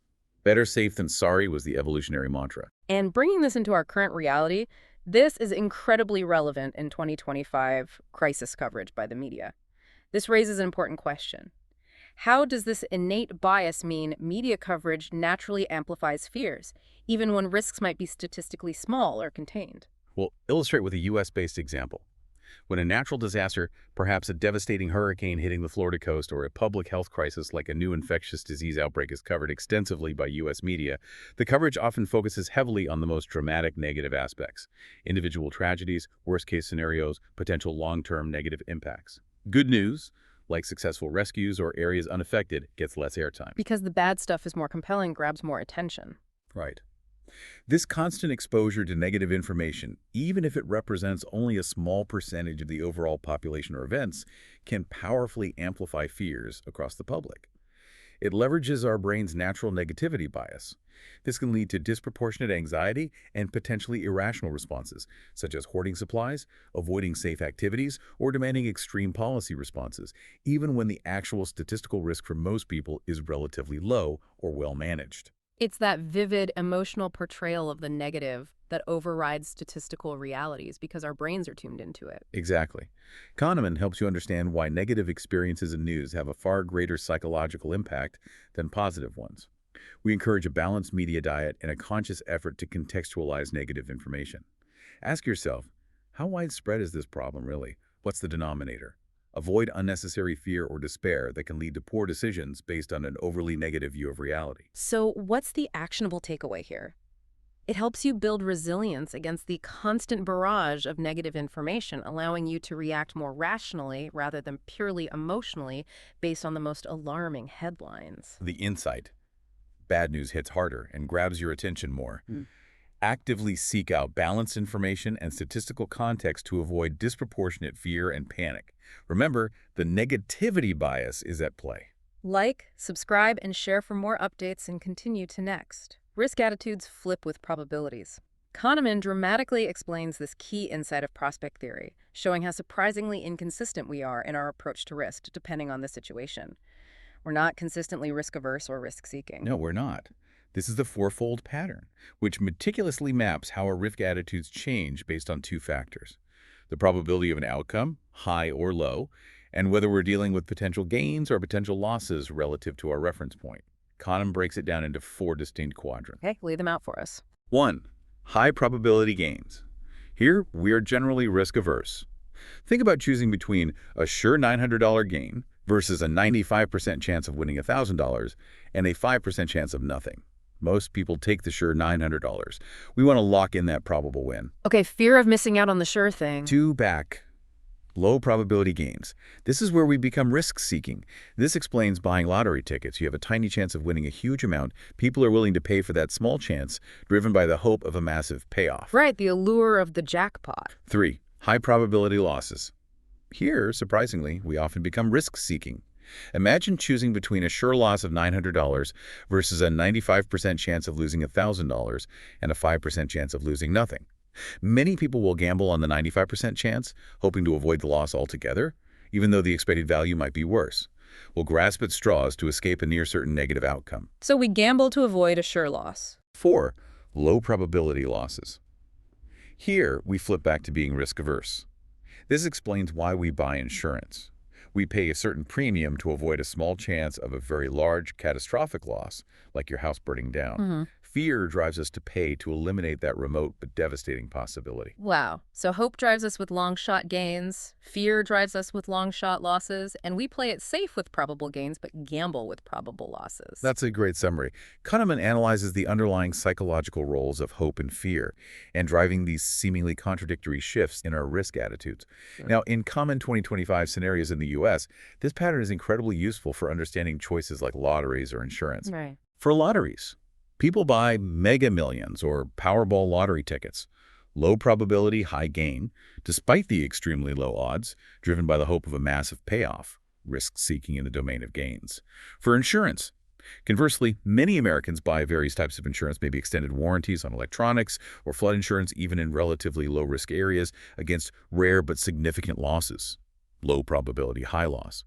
This is driven by the fear of that unlikely event, risk-averse in the domain of losses.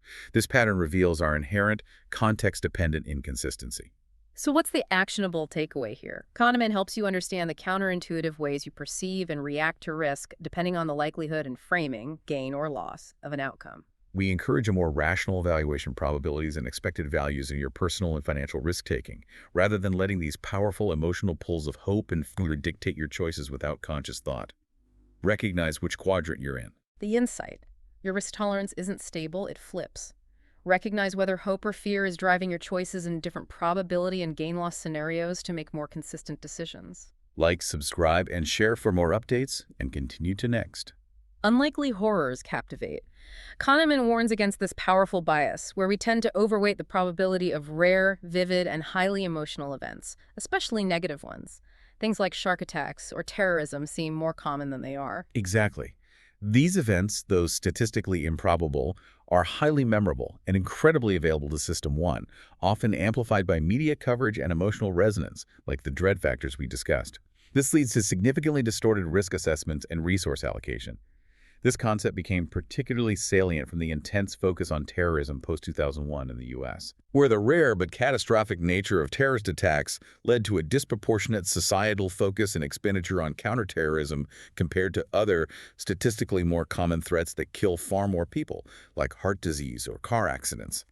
The emotional impact and vividness overshadowed the statistics. And bringing this into our current reality, this bias means we might spend too much time, energy, and money worrying about things that are incredibly unlikely while neglecting more probable, mundane risks.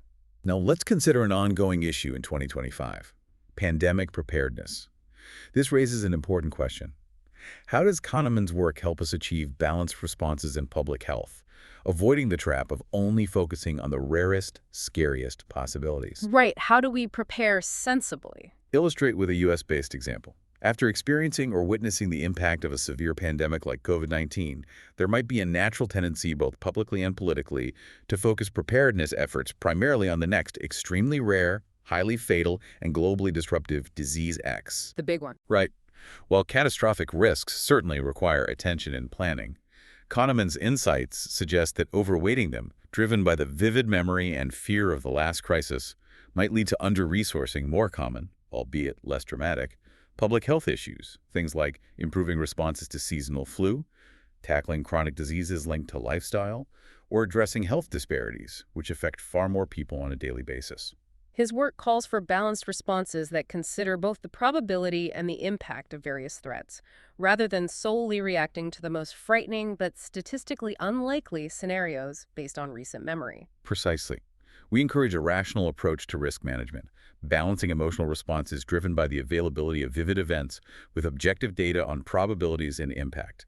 This is crucial for effective public discourse and policy. So, what's the actionable takeaway here? It helps you understand why you might overreact to statistically rare but vivid threats and encourages a more grounded, statistically informed approach to personal and societal risks. The insight: don't let a vivid but rare threat dominate your risk assessments or policy demands. Balance fear with objective probability and impact for rational planning and resource allocation. Consider the full spectrum of risks. Like, subscribe, and share for more updates, and continue to next. Bundle risks for sanity. Kahneman offers a practical strategy for managing risk more effectively and rationally, suggesting that sometimes you need to step back and look at the big picture instead of deciding case by case. Exactly. Rather than evaluating each risk or decision in isolation, which Kahneman calls narrow framing, where biases like loss aversion can heavily influence each individual choice, he advocates adopting a broad frame strategy. Okay, what's broad framing? It's where similar decisions are grouped together and treated consistently according to a predefined policy or rule. This leads to more rational and better aggregated outcomes over time because it minimizes the impact of biases on each individual decision. The brain evaluates the overall pattern and long-term benefit rather than getting caught up in the potential pain or pleasure of each single instance. Kahneman notes that these insights draw directly from principles of choice architecture. Nudging, right. Yes, which involves designing environments or systems to nudge people toward better decisions, often by altering the default options or how choices are presented to encourage broader framing. And bringing this into our current reality, these ideas are incredibly relevant in today's policymaking in 2025, where they can aid rational plans at an organizational or even governmental level. Illustrate with a U.S.-based example. A large U.S. corporation might implement a standardized cybersecurity risk policy across all its departments. This policy dictates specific actions for specific risks, rather than letting each department manager make individual, isolated decisions on things like software purchases, data security protocols, or responding to phishing attempts based on their own gut feeling or budget pressures. So everyone follows the same rules. Right. This broad frame approach ensures consistent protection, avoids redundant spending, and crucially, prevents individual biases. For example, a department manager feeling lucky about a specific security vulnerability or being overly loss-averse about the cost of a security measure from jeopardizing the entire organization. Such policies aid rational plans by making aggregated long-term decisions that bypass the emotional and cognitive shortcuts inherent in single isolated choices. So what's the actionable takeaway here? It helps you understand how adopting a broader frame in your own life, like creating personal financial rules, always save 10%, health guidelines, exercise 3 times a week no matter what, or even rules for handling disagreements can lead to more consistent and rational risk-taking and decision-making over time. The insight: don't evaluate similar risks one by one, letting emotions sway each choice. Create broad policies or rules that guide consistent rational choices over the long run. Think portfolio, not individual bet. Like, subscribe, and share for more updates, and continue to next. Mental accounts trick us. Kahneman engagingly exposes this common financial bias, showing how our internal bookkeeping, the way we mentally categorize money, can lead to surprisingly irrational money decisions. Yes, this is mental accounting, the way we implicitly categorize and evaluate money and expenses differently depending on their source. Salary versus gift, their intended use, vacation fund versus emergency fund, or past experiences. Even though money is technically fungible, a dollar is a dollar. This often leads to irrational financial decisions because we treat different mental pots of money differently. Like finding $20 and feeling okay spending it frivolously, but guarding your salary carefully. Exactly. Kahneman details how mental accounting frequently leads to the sunk cost fallacy. This is where we continue to invest time, money, or effort into something purely because of our past investments, even if it's no longer rational or beneficial to do so based on future prospects. We feel compelled to get our money's worth or finish what we started simply because we've already committed resources, which are now sunk and gone regardless. The past cost dictates the future decision. And looking back, this concept has historical roots in accounting psychology, which has long observed how individuals mentally partition their finances, often in ways that defy strict economic logic. Now, let's look at a pervasive aspect of 2025 in the U.S. digital subscriptions. This raises an important question. How does understanding mental accounting help prevent waste in your daily life from all those recurring charges? Oh, yeah, the subscription creep. Illustrate with a U.S.-based example. Many Americans sign up for various digital subscriptions, streaming services, fitness apps, online learning platforms, software tools. Kahneman's insights explain why individuals might continue paying for an unused gym membership or a streaming service they rarely watch. They've already paid for it for the month or year that's a sunk cost, and their mental account for entertainment or health might make them feel compelled to continue, perhaps feeling guilty about wasting the initial payment if they cancel. Even when a rational assessment of their actual usage and future benefit would clearly suggest canceling and saving the money going forward. Exactly. Understanding mental accounting helps prevent waste by encouraging people to evaluate current utility and future benefit, rather than being tethered by past investment or arbitrary mental categories. Ask, if I hadn't already paid, would I sign up for this today? We encourage a more objective view of money, regardless of its origin or its perceived category, to make truly rational choices about continued investment. Ignore sunk costs. So what's the actionable takeaway here? It helps you identify how your internal mental accounting and the sunk cost fallacy can lead to irrational financial decisions, hindering your financial well-being. Be aware of those mental buckets. The insight. Money is fungible, but your mental categories aren't. Challenge your internal pots and ignore sunk costs to avoid irrational spending and make decisions based on future value. Like, subscribe, and share for more updates, and continue to next. Preferences flip-flop. Kahneman thrillingly reveals the surprising aspect of human decision-making. Our choices can dramatically change depending on how options are presented or evaluated. Our preferences aren't as stable as we think. No, they're often quite context-dependent. This is preference reversals, how our choices can literally change depending on whether options are evaluated separately in isolation versus jointly, side by side. This highlights that our preferences are not always stable, inherent internal states, but are often constructed on the fly, heavily influenced by the immediate comparison or evaluation context. So what I prefer depends on what else I'm looking at. Often, yes. Daniel Kahneman's work, drawing from experiments on joint separate evaluations, powerfully demonstrates this phenomenon. For example, when evaluating a product in isolation, one feature might seem paramount, say, the high safety rating of a car, but when evaluated alongside another car that's slightly less safe but significantly cheaper and more fuel efficient, the importance of those other features might suddenly loom larger in the direct comparison, leading to a reversal of preference. And looking back, this dramatically challenges the very notion of stable consumer preferences that many traditional economic models rely upon. It suggests our choices are much more malleable. Now, let's apply this to everyday consumer choices today in 2025 in the U.S. This raises an important question. How does the context of comparison literally change what you want or choose? Okay, give me an example. Illustrate with a U.S.-based example. Imagine a consumer looking to buy a new smartphone. When presented with phone A, which is known for its absolutely exceptional camera, in isolation, they might decide it's exactly what they need and is their clear preferred choice. I want the best camera. Okay. However, if they then see phone B, which has a slightly less powerful camera but offers significantly longer battery life, presented in a direct side-by-side comparison, their preference might completely reverse. They might now choose phone B because the practical benefit of battery life suddenly seems much more important when directly contrasted with the camera quality. This shows how the comparison itself, the joint evaluation, can override your initial preference formed in isolation, making you choose something you might not have picked if you'd only seen it alone. The context changed the weighting of the attributes. Precisely. Kahneman helps you understand the surprising inconsistency of your own preferences based on the context in which choices are presented.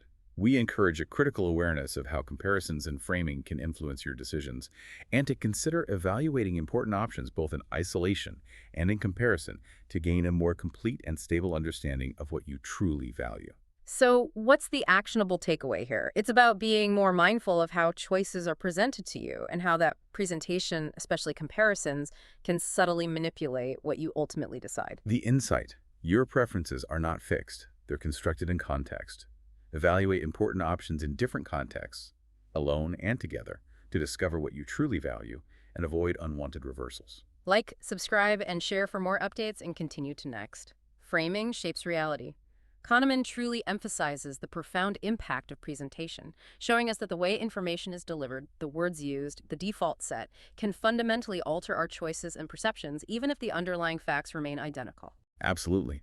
Kahneman analyzes linguistic tricks and other framing effects where the exact same objective information, presented differently, leads to vastly different decisions and judgments. This is an incredibly powerful tool for persuasion, used constantly in marketing, politics, healthcare, and everyday life. Hmm. Kahneman provides his insights on organ donation rates as a classic and stark example.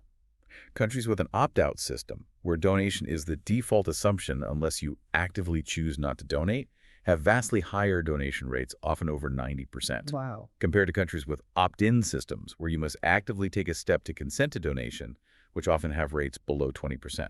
The ultimate choice available is the same, but changing the default option completely frames the decision differently, making donations seem like the normal, expected thing to do, leading to massive behavioral changes due to inertia and the power of the default. And looking back, this dramatically challenges the idea that people always make purely rational choices based on objective information alone. Hmm.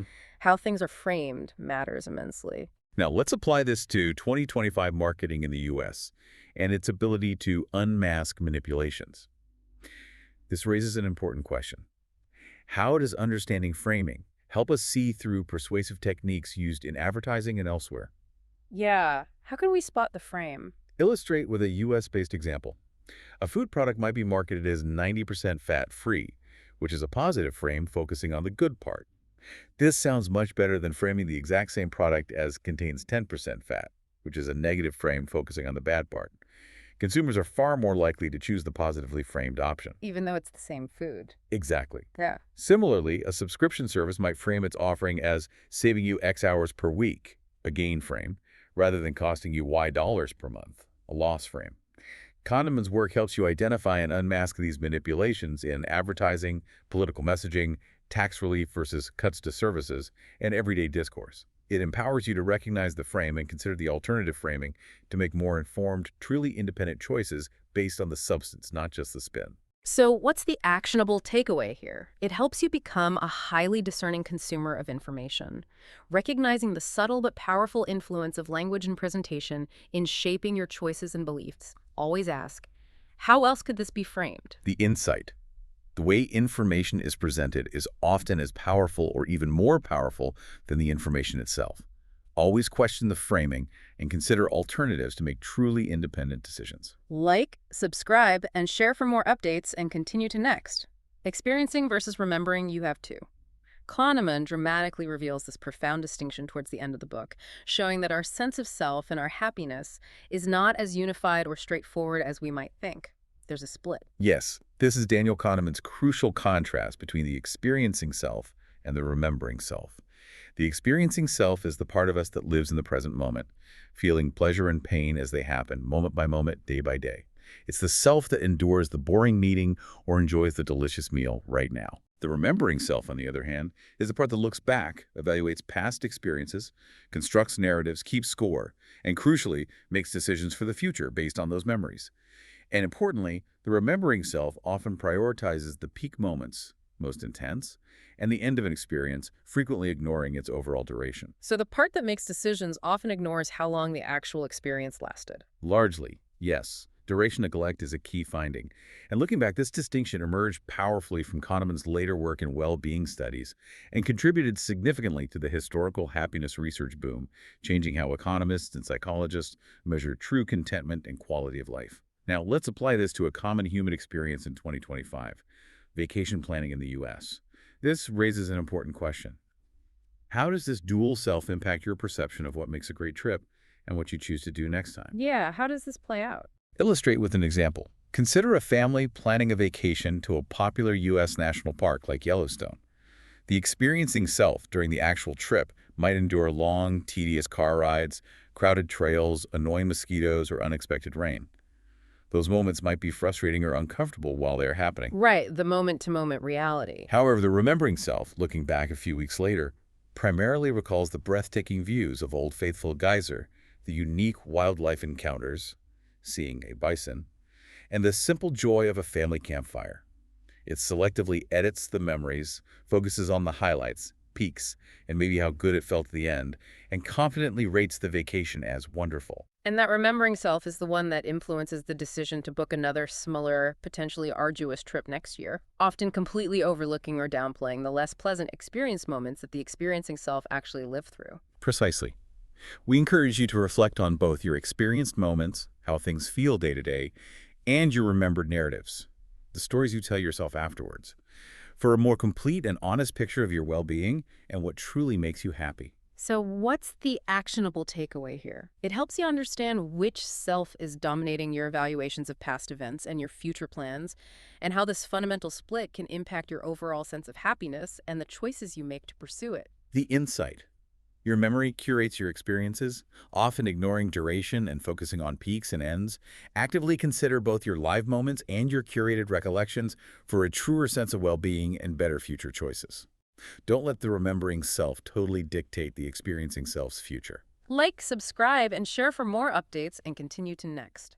Memories craft narratives, ignoring duration. This is Kahneman's powerful insight into how our remembering self constructs the story of our lives, often disregarding how long things actually lasted, focusing instead on the intensity and the ending. Yes, this is Kahneman's elaboration on the peak-end rule applied to broader experiences. This principle states that our retrospective evaluation of an extended experience like a vacation, a medical procedure, or even a relationship is heavily influenced by how it felt at its most intense moment, its peak, whether positive or negative, and how it felt at its very end. The overall duration of the experience, surprisingly, has very little impact on our final remembered evaluation of it. So a short, intense experience with a great ending might be remembered much more fondly than a long, pleasant experience with a mediocre ending. Exactly. He delves into how this rule applies to various scenarios, sometimes with counterintuitive results, like patients preferring a longer colonoscopy with a less painful ending over a shorter one that ends abruptly at the most painful point. And looking back, this explains why endings are so important in movies, stories, and life experiences. They disproportionately shape our overall memory and judgment of the whole thing. Now, let's apply this to 2025 vacations again, but focusing on how understanding this rule helps intentionally design better experiences, not just for businesses, but potentially for your own life planning. This raises the question, how can you leverage the peak end rule? Okay, how? Illustrate with a US-based example. A high-end resort in Hawaii might strategically design its guest experience knowing this. They might ensure that the most spectacular activity, perhaps a helicopter tour over the volcanoes, the peak, occurs towards the very end of the stay. And they'd make absolutely sure the checkout process is seamless, friendly, and perhaps includes a small parting gift, a strong positive end. Even if there were minor inconveniences during the middle of the trip, like slow room service or a cloudy day, the powerful positive peak and the pleasant end create a highly favorable, remembered experience overall. Precisely. This often ensures great reviews and repeat business for the resort, demonstrating how businesses can apply these psychological insights to consciously design better experiences that stick positively in people's memories. We encourage you to think about this for your own life, consciously designing not just the activities of your experiences, like planning a trip, but also ensuring strong, positive peaks and ends to maximize positive memories for yourself and others. So what's the actionable takeaway here? It helps you understand how your memory inherently shapes your retrospective evaluation of experiences, sometimes leading to distorted or incomplete views, and crucially, how you can potentially create more lasting positive memories by focusing on intense moments and endings. The insight. Your memories are edited highlight reels, heavily weighted by peaks and ends. Consciously craft your experiences, climaxes, and conclusions to shape positive, lasting recollections. Make the ending count. Like, subscribe, and share for more updates, and continue to next. Measure joy moment by moment. That's Kahneman's advocacy in this chapter, urging us to look beyond those retrospective summaries created by the remembering self and truly capture happiness and suffering as they happen. Yes, this is his explanation of experience sampling as a methodology to capture experienced well-being. This involves periodically asking individuals throughout their day about their current mood, activities, and feelings in real time, perhaps via prompts on a smartphone. This provides a far more accurate and granular measure of happiness and suffering than relying on less reliable retrospective reports. How happy were you last week? Which are heavily filtered and biased by the remembering self and things like the peak end rule. So it's about capturing the flow of actual experience. Exactly. He discusses how this approach has direct ties to policy implications, suggesting that governments or organizations could measure the well-being of their citizens or employees in a more direct and immediate way, focusing on reducing time spent in unpleasant states.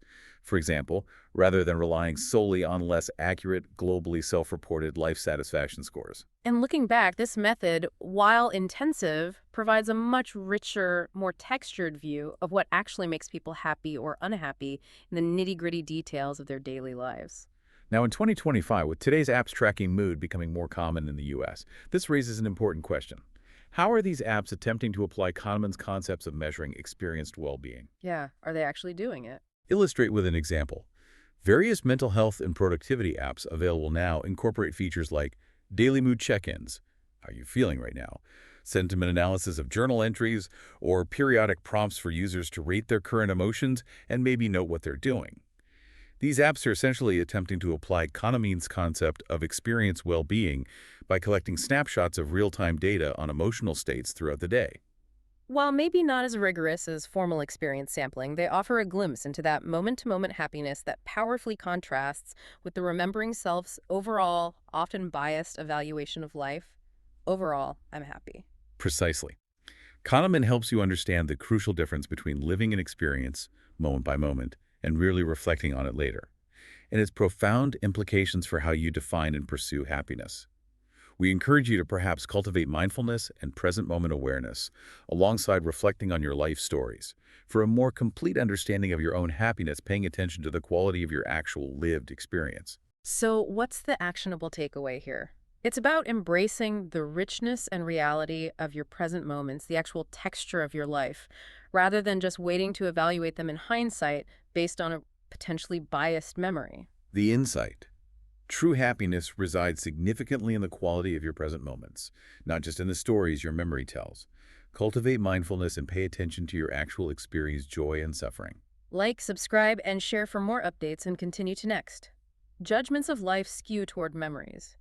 Kahneman warns against this pervasive bias in our final chapter focus, showing how our overall sense of life satisfaction when we stop and think about it can be easily distorted by what we choose to focus on at that specific moment. Yes. When we are asked to evaluate our overall life satisfaction or happiness, all things considered, how satisfied are you with your life these days? Our remembering self takes over completely. This global judgment is heavily influenced by salient memories, recent events, comparisons to others, and especially by what Kahneman calls the focusing illusion. The focusing illusion. Tell us more. He details this illusion powerfully. Nothing in life is as important as you think it is when you're thinking about it. This means that when asked to evaluate life satisfaction, certain aspects like your income, your marital status, your health, even the climate where you live become disproportionately weighted, simply because your attention is drawn to that specific factor in the moment you are asked the question. You focus on it, and it seems all important. Daniel Kahneman provides powerful life evaluation insights that challenge conventional wisdom about what truly contributes to overall reported happiness versus experienced happiness. And looking back, this suggests that the pursuit of happiness might be more complicated than simply achieving certain external goals that society tells us are important, because thinking about them might make them seem more important to happiness than they actually are in our daily experience. Exactly. Now let's apply this to 2025 self-help trends in the U.S. This raises an important question. How do these trends sometimes perpetuate the focusing illusion, potentially leading people to chase goals that don't actually maximize their experienced well-being? Yeah, how does the self-help industry maybe use this? Illustrate with an example. Many popular U.S. self-help books or coaching programs might encourage individuals to relentlessly pursue specific external goals, Things like achieving a very high income, buying a large, impressive home, reaching a certain social media follower count, or achieving a specific body image, arguing that these are the definitive keys to a happy life. Kahneman's work suggests this often creates a focusing illusion. When you think about life satisfaction, these achievements seem paramount and necessary for happiness because you're focusing on them. However, the actual moment-to-moment experience of life might not be significantly happier once these goals are attained. The focusing illusion fades once you achieve the goal, and other aspects of daily life, commutes, relationships, daily hassles come back into focus and dominate your experienced well-being. The big house doesn't make the commute better. Precisely. We encourage a more holistic and present-focused approach to pursuing well-being, paying attention to how you actually spend your time and who you spend it with, rather than solely fixating on achieving retrospective milestones or singular external factors that might not deliver the lasting experienced happiness you expect due to the focusing illusion. So what's the actionable takeaway here? It helps you see through the illusion of what you think will make you happy when you focus on it, and instead consider what truly contributes to your day-to-day experienced well-being. The insight. Your global evaluation of life can be skewed by what you happen to focus on. Broaden your perspective beyond singular achievements or conditions, and pay more attention to the quality of your daily lived experience for true contentment. Like, subscribe, and share for more updates, and continue to next. #conclusion. So we've journeyed through Daniel Kahneman's masterful exploration of the mind's dual systems in Thinking Fast and Slow. It's truly a lifelong saga of the mind condensed into one accessible, if challenging, book. Indeed. Kahneman brilliantly wraps up this saga, not by giving easy answers, but by urging constant awareness of these inherent biases for making better choices, providing us with a powerful, if sometimes unsettling, tool for self-understanding and for navigating the complexities of the world more effectively. His lifelong work, much of it with the brilliant Amos Tversky, continues to inspire practical application in fields like economics, public policy, medicine, law, and personal growth. His insights remain foundational. And crucially, this knowledge is as relevant, maybe even more relevant, in 2025's AI-augmented, information-saturated world as it ever was. It helps us navigate an increasingly complex information landscape where our cognitive biases can be exploited in new and subtle ways by algorithms and bad actors alike. Absolutely. And our goal here, and Kahneman's goal, isn't to eliminate System 1 thinking it's impossible and undesirable. It's essential for functioning. The true power lies in understanding its predictable tendencies, its biases, its shortcuts, and learning when to recognize its influence and consciously engage the slower, more effortful, more logical System 2 for critical thinking, especially when the stakes are high. It's about knowing when not to trust your gut. #outro. This deep dive into Thinking Fast and Slow offers, I think, incredible insights into how your own brain works, shaping everything from your tiny daily habits to your biggest life decisions. We really hope it empowers you to observe these two systems, the fast and the slow, at play in your own life and in the world around you, hopefully leading to more intentional, more effective, and perhaps even wiser choices. So as you go about your day, maybe just think about this. What small change will you make today, maybe even right now, to engage your thoughtful System 2 just a little more often, or to simply recognize a System 1 shortcut in action? How might this understanding shift your approach to the news you consume, the purchases you make, or even how you interact in your personal relationships starting right now? What bias will you look out for? Thank you so much for joining us on this deep dive into the fascinating and profoundly important world of Daniel Kahneman. Don't forget to like, subscribe, and share so more people can join our exploration of fascinating ideas. We'll be back soon with another deep dive.